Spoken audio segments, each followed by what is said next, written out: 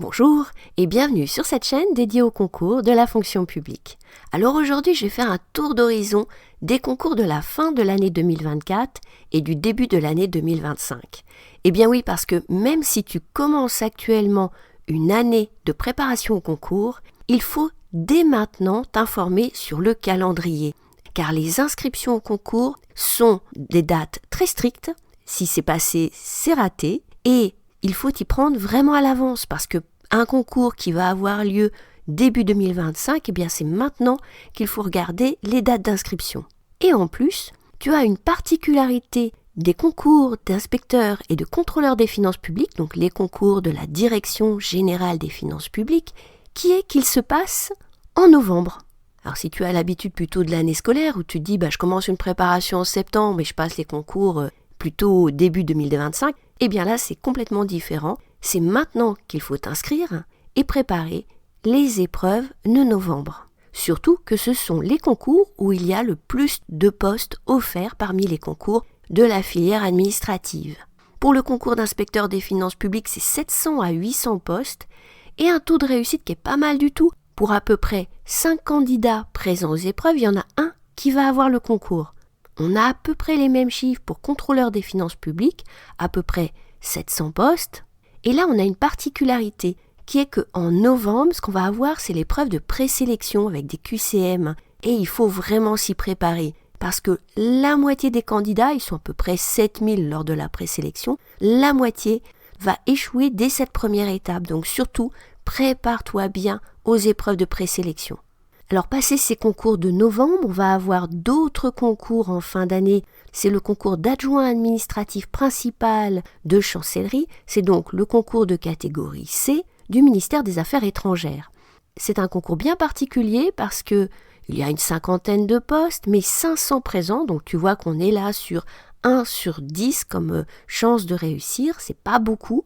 Et surtout, le niveau des diplômes des personnes qui se présentent peut être très élevé jusqu'au doctorat. Donc, c'est un concours un peu particulier. Alors, ça ne veut pas dire que tu n'as aucune chance de l'avoir si aujourd'hui tu as seulement une licence. Eh bien oui, parce que en fait, les jurys sont un peu perplexes devant ces candidatures de ce qu'on peut dire des surdiplômés. Donc surtout, ne te décourage pas, mais prépare-le bien parce qu'il y a vraiment peu de postes par rapport au nombre de présents. Et renseigne-toi bien sur la carrière d'un adjoint administratif dans le ministère des Affaires étrangères, c'est-à-dire une carrière qui peut se dérouler bien sûr à Paris au ministère, mais surtout à l'étranger.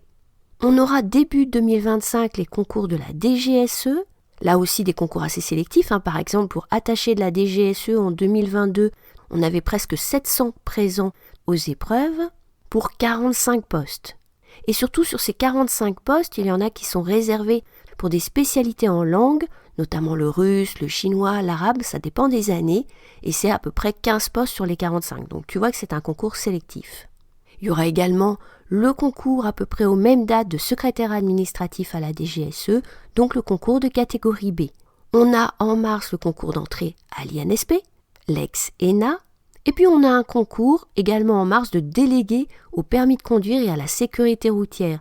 Un concours qui n'est pas du tout inintéressant pour ce qui concerne la carrière, mais qui est complètement décourageant pour ce qui concerne le nombre de postes. En 2024, il y avait seulement 2 postes en interne, 2 postes en externe. Donc tu vois qu'il ne faut absolument pas se concentrer uniquement sur ce concours-là. Et puis je profite de ce podcast pour t'annoncer des concours qui auront lieu un petit peu plus tard, en avril. C'est le concours d'entrée aux IRA. Tu sais que maintenant, il n'y a plus qu'un concours par an, donc il ne faut pas le rater.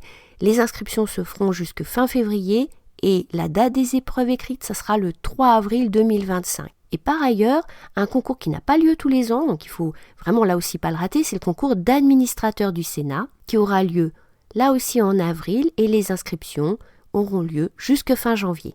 J'aurai l'occasion sur cette même chaîne de te reparler de ces 2 concours, donc n'oublie pas bien sûr de t'abonner et de cliquer sur la petite cloche pour recevoir des notifications si tu tiens à être au courant des prochains concours de la fonction publique.